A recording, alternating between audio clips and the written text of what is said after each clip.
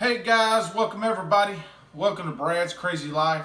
In this video, I'm gonna go through a actual academy story.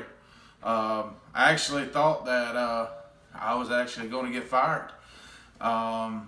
It started just like any other day. You get to work, put on uniform, you get to work, you go to class, and in this class, there was a female officer, and me and her never got along. We never got along the whole time that we were at the prison. We were actually even on the same shift together after this incident happened. And you could only imagine how I felt having to deal with this individual once I explained to you the story.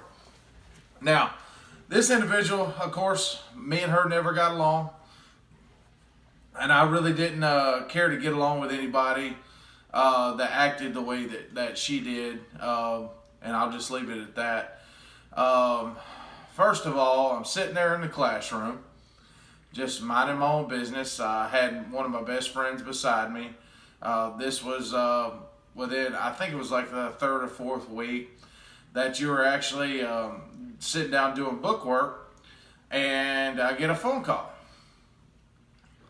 And I get up and I go to the instructor, and he says, you need to pack all your bags, pack everything up that you have, and you need to go directly to the warden's office.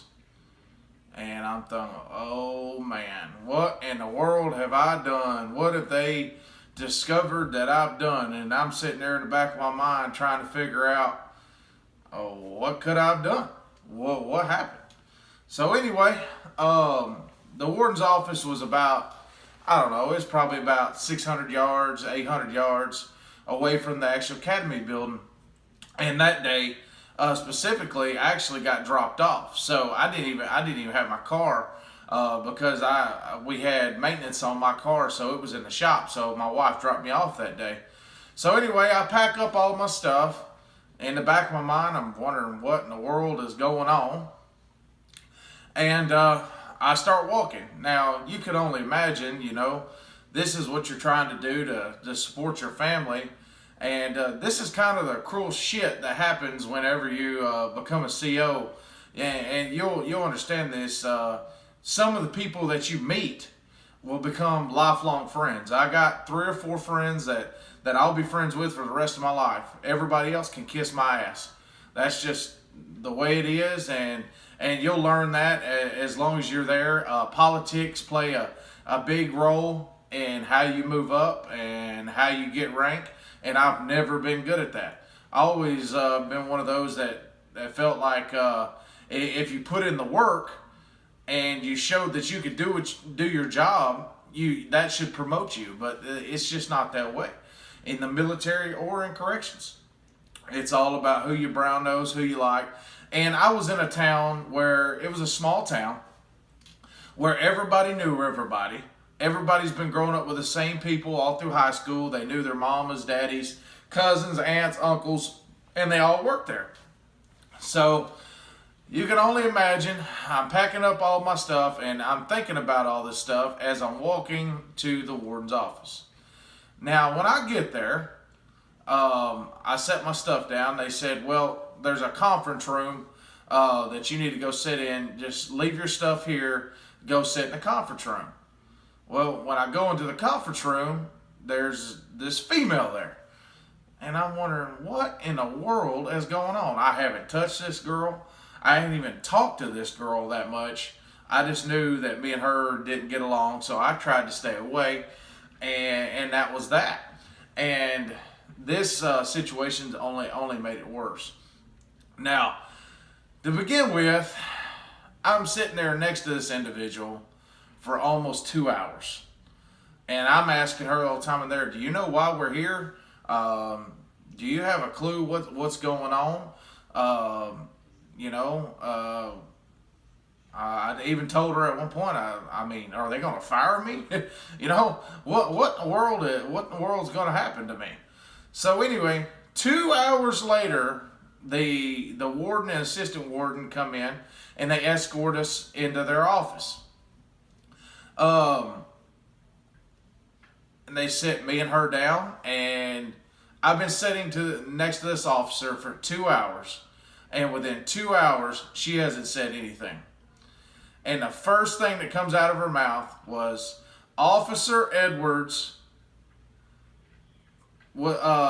told another officer, or told the warden, or told so-and-so, I don't even know who it was because it wasn't me that did it, that there was a cell phone found on an inmate, and it had my name, a picture of me, and a picture of, and it had my cell phone number in it, and these rumors are getting spread by him all throughout the compound, and I would like to have him fired because of it. So I'm sitting there in the seat in just astonishment, because I've never done any of this. So I looked at her, I said, well, you got the wrong guy, because I don't even know what the hell you're talking about. I don't have a clue about the story that you're talking about. I don't have a clue about a cell phone. I didn't even know you were even in an investigation, because she's told them that I told people that she was in an investigation. Of course, that never happened. Then the assistant warden told her, said, well, currently you're not in investigation, and as of right now, there's no cell phone that has been found in the work camp with your number on it. And secondly, it was not Officer Edwards in training that said this. It was Officer blank Edwards. It was another Edwards on the compound that actually started this rumor. And because this officer did not like me, automatically assumed that it was me that done it. And, it was a relief once I found out that I didn't do nothing wrong.